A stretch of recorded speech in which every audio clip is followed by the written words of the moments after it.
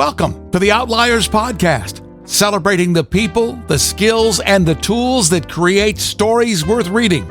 A presentation of Outliers Writing University, where tomorrow's authors learn the craft. Hello, everyone, and welcome to the Outliers YouTube channel and podcast series in our program, Get to Know. I'm your host, DP Lyle, and I'm here with my partner in crime, Kathleen Antrim. Thanks, Doug. It's great to be here. And I'm really excited to have Clay Stafford here with us. Clay has really had an interesting life. You've been a writer, you're an actor, you started Killer Nashville. I mean, you've got a lot going on. And I do have a question about all this. Becoming an actor, and I believe you started as a child, and then becoming a writer, how do you feel those two careers have impacted your life and potentially changed it from, had you just taken a corporate job, so to speak?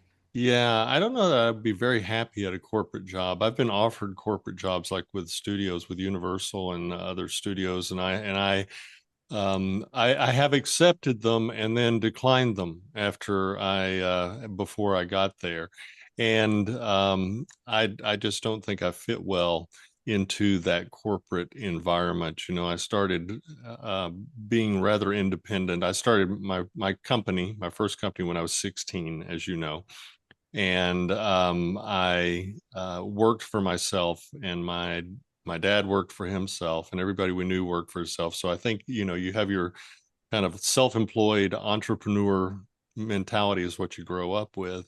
And I think tying it all together, I've been trying to figure out, because, I've done several things, and I don't know what I'm doing, or I specifically know what I'm doing. And at times I've wondered, but it all comes down to storytelling. Whether it's being an actor, whether it's being a producer of someone else's work, or whether it's being a writer myself, it still comes down to story, and I can be involved in that creative aspect of storytelling. And it's never really bothered me whose story it is and whose involvement I am, what role I'm playing in that. And so I just love stories, and I love telling stories, and I love reading and seeing stories. So again, it all just comes down to storytelling. And I think that, I've had people say, one of my strengths is writing dialogue. Well, probably because I've been an actor for so long that kind of gets ingrained from an early age. So how old were you when you started acting? I was 10. Wow, that's amazing.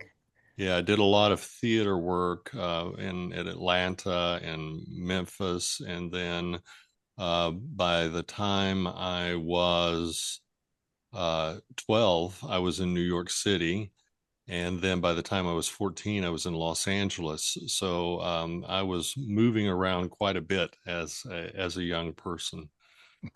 That's just amazing. And when I look at the trajectory of a writer, an actor, etc., I mean, even my own self, has there been for you extraordinary experiences that you think you might not have been able to do, might not have been offered to you if you hadn't been a writer or an actor? Yeah, all the time, every day.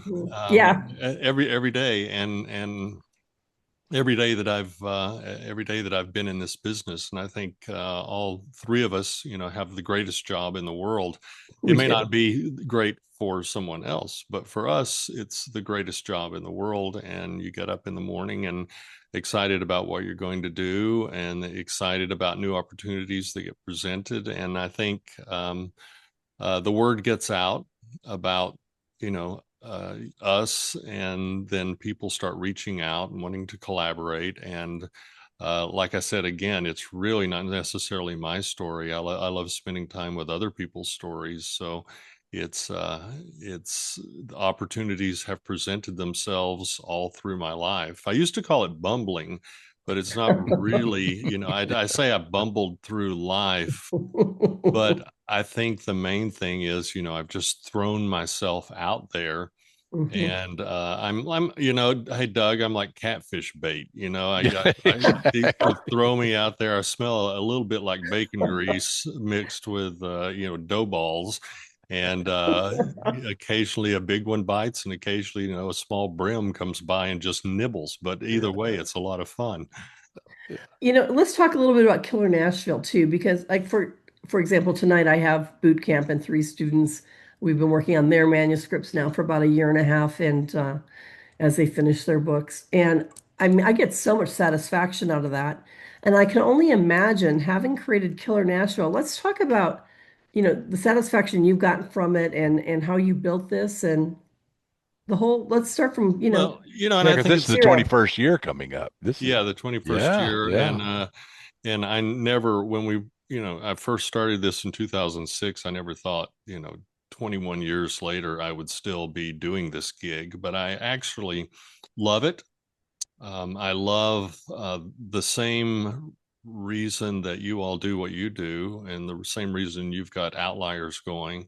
You are transforming people, and at the end of the day, I really, for me, at the end of the day, it's that helping other people has always been something that's good for me. I had, growing up as I grew up, there was really no trajectory. I just happened to meet, fortunate enough in fourth grade to meet my music teacher librarian who happened to know somebody and moved me in that direction. And so from that, again, throwing yourself out there, you meet this person who then somehow you connect with this person, and pretty soon you're kind of like working along.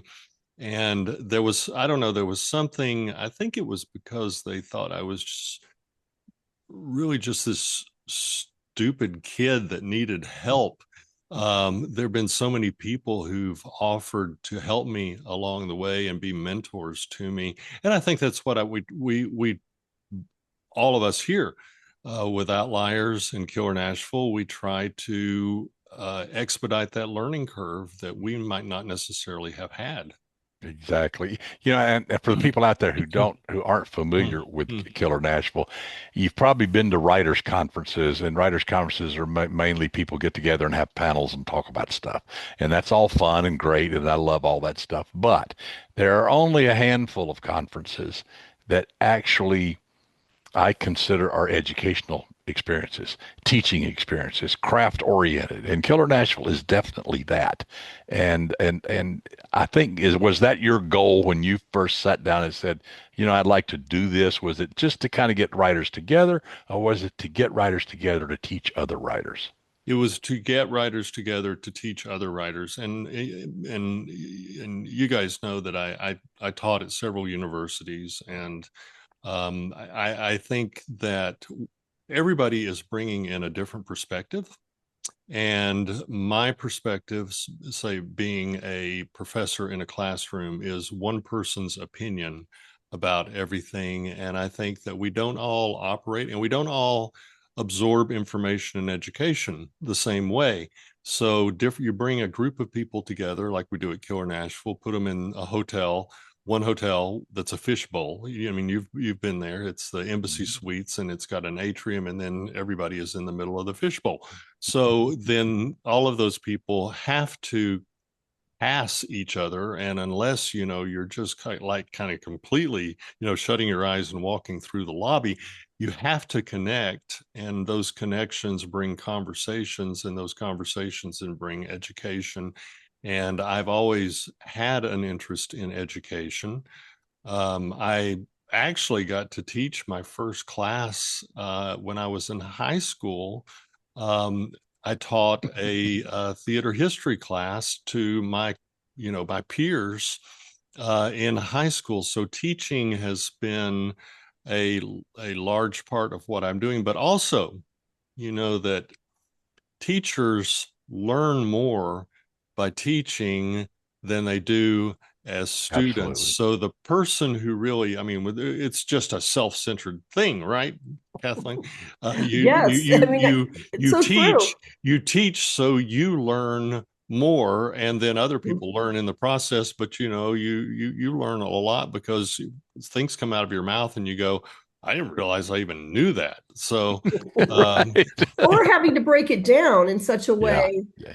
for somebody else to You- understand it, you suddenly go, I mean, it just solidifies it in your but own you, mind you even more. cannot So, teach anything until you really understand that subject. You yeah, can't do it. that's so yeah. That's true. the first step. So yeah, you're Yes. right. So you have to break it down, but education has always been that's why we start and really the first year in 2006 when I uh told and I've said before, it was a block party in 2006. I invited people from that I knew, and they came and showed up, and it was to encourage, lament, complain, guide, share all kinds of good experiences, but also share the ones that were a bit messy, and how can I help you keep from having that messy experience myself. And so that's where we got into, even in the first year, and reading, because of the genre that we're in, reading stories that were, the original. And Doug, you got this, all the time. Um, they don't do that in real life, and you've been a consultant for years on things. And so even then I started bringing in the very first year people from the FBI, the CIA, TBI, all of those. And that's continued throughout, because I really trying to save writers embarrassment of writing things that would not have ever happened, in real life. Because most writers are getting it from books they read, which are many times not technically accurate. And then certainly, 60-minute TV shows, which are definitely, because you can't get those DNA back that quick. And all of that. And so, and then people in that first year, 2006, we brought in an entertainment attorney, which we've been doing, bringing in attorneys every year, because there are pitfalls that you can sign, and that thing drags you for the next 10 years on a project, and you're just, you've made a mistake and there's no way out of it. So the better educated people are, and the vibe, everybody who comes into Killer Nashville, I've always said that you got to be willing to share your business card. If you have, if you're fortunate enough to have people from Outliers come, they share hats. They give away hats, which Yes. is which is incredible. We love to see the Outliers appearing at Killer Nashville, because we know it's free swag that's going to be offered there. So it makes it pretty cool and exciting. Well, So, you have some educational stuff outside of Killer Nashville. You have some other educational programs that I've seen grow over the last couple of years, online stuff. Yeah, you Tell mean us like the about Killer Nashville University that? Well, that kind as of, yeah, well? yeah. Yeah, That's a and little bit separate than showing up. Yeah. yeah, it is, and it's a way to get, and that has been something that I wanted to do in 2006. They're just going back in time. Most people take for granted, but in 2006, we were talking about a sudden international community that we didn't have access to before, because there was internet coming in, and we Right. take internet for granted now. But at the time, and I thought, wouldn't it be great to have a platform of some sort where everybody could teach, kind of like what what you guys are doing, Right. and set and do that. And it took 20 years Yeah. of dreaming that to be able to do it. And we have, I've been fortunate to garner around 10,000 different sessions, 10,000 sessions. wow. And they're going up online, 10 per week, until we get them. And I think we're like at, 1,200 sessions up online right now. And it's a subscription streaming service, podcast you can listen to on the way to work. And we've got curriculum, degree, quote unquote, degree programs, depending on what you're wanting, whether you're wanting marketing or something like that. And then, something I do want to mention, because I've always, having been in that position, sometimes the people that need the information are the people that don't have money. So Right. they every week we give a free stellar podcast away every week, and so people who don't even want to subscribe just come and listen to the free thing every week, and you can get something out of it. And then also, I've really started sharing a lot of stuff through my newsletter. I've become more focused on sharing information from my perspective on experiences I've had, and I do get to see a lot of through Killer Nashville and the people that I work with. I do get to see a lot of people who do the right things, and then a lot of people who do not the best advised things. And I share all of that in my newsletter, which is free. And then also, Killer Nashville magazine has free. It comes in your inbox in installments every week. So it's a lot of free stuff that's there, and I'm really cognizant because you know um there was a time when I really had no money, and there was really time when I needed information, and there's really time that I needed a friend. And so Yep. Yep. I try to be cognizant of that, and have always tried to give away things that people who, I mean, we know going to conferences is expensive, because you got to have Very. transportation, hotel, and then the conference has to stay in existence, so it has to charge a registration fee. But then not everybody can afford that, and we do offer scholarships through Killer Nashville. Right. But not even that sometimes can be enough to have a person be able to attend. So I mean, I'm trying to since before 2006, back when I was teaching, tried to eliminate that, or help and assist that learning curve for people, especially those people who might not be able to be able to afford that information. So, Clay, tell our viewers where they can go online to, and give us the dates and your headliners also for Killer Nashville, but where they can go online to find all of this information and sign up, subscribe, etc. Yeah, I mean, for Killer Nashville, it's just killernashville.com. For Killer Nashville Magazine, killernashvillemagazine.com. For Killer Nashville University, killernashvilleuniversity.com. And then for Clay Stafford, well, what do you think it's coming? ClayStafford.com. .com. Yeah. And Perfect. so it's true. I tried to keep it simple, and then we've got some other things that are in the works that I'm not prepared to announce at this point, but We'll have to have you back on. We'll have you back. I've got three things that are coming up that I really think are going to be transformative for writers, and of high educational benefit for writers. And Fantastic. then and then I get to hang out with you guys who are doing a tremendous job in what you're doing. So Well, who are the headliners this year at Killer Nashville? You, Doug. Well, I mean, of course, I'm serious. Yeah, go to killernashville.com, and you can see everybody that And the dates of the coming in. conference.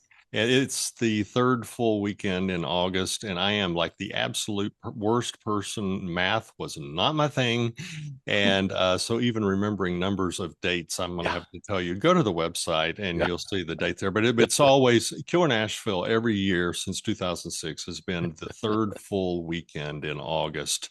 Perfect. And everybody, you know how respectful other conferences are. They don't ever try to steal your weekends. No. Yeah. So we who have been around a while realize, hey, it's a circuit. You go from this one to this one to this one to this one, and when everybody is respectful, it's still a gentlewoman's and a gentleman's profession, that we're all respectful of each other's turf, as long as somebody is willing to commit to a specific time. And ours is the third full weekend in August every year. Perfect. Well, I'm looking forward to being there, and we will have to Yeah. sit down and have a whiskey and a cigar and Yeah. swap some lies. Yeah. I love We it. do that. We do that well. But you know what we do, Doug, the thing that people sit around and think, as you and I chat, that we're swapping lies, and we go ahead and go along with, let them believe it. But the truth is, this stuff really happened. Yeah, exactly.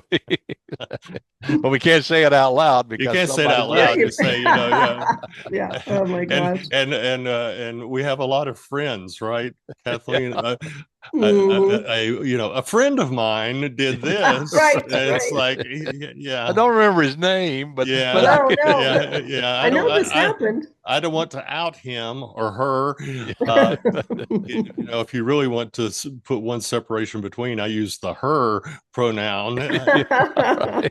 Well, Clay, it's been fabulous to have you. We Fantastic. definitely have to have you back when you get your new initiatives, ready to go. We want to hear all about that.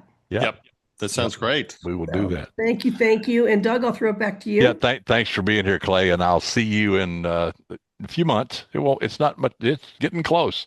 Yeah, four months to Killer Nashville. I'll do the math for you. That'll be great. Thank you. And so everybody go to killernashville.com and the other .coms that Clay talked about and learn all about it. And I'd love to see everybody show up there because it's a great weekend. It's a great conference. And it's really, really, really camaraderie and educationally oriented. And that's what writers need. So that wraps up this episode of Get to Know here on the Outliers YouTube channel and podcast series. And as you know, we will be back with other episodes soon. So until then, keep reading, keep writing, keep having fun, and try not to get caught. The Outliers Podcast is a copyrighted presentation of Outliers Writing University. All rights reserved. Learn more at outlierswritinguniversity.com.